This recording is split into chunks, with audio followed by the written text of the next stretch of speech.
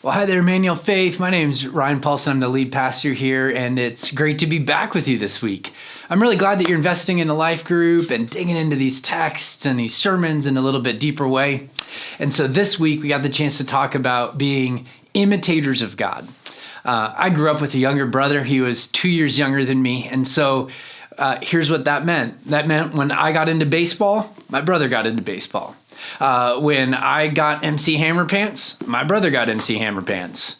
When I got a bowl cut, this was the 80s, my brother got a bowl cut also. And everything that I did, he wanted to do. And if you've had a younger sibling that did that, my guess is you probably remember it drove you absolutely crazy.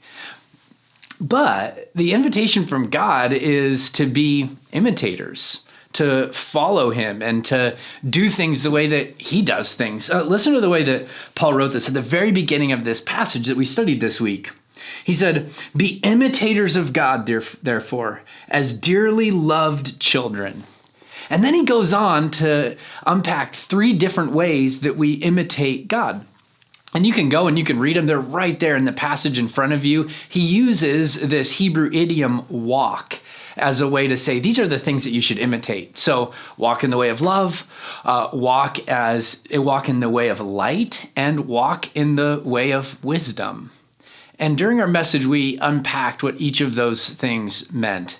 And here's what I'd like you to do in your time together as a group. Maybe you could ask the question in starting out, who's one person that you wanted to imitate growing up?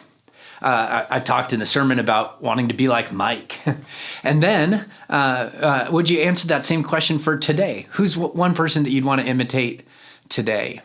And then I'd encourage you to maybe try to be vulnerable and say, here's the area, either love or light or wisdom, that you really sense Jesus challenging you to walk more closely or more in line, imitating the way that he that Jesus lived, and the way that God is.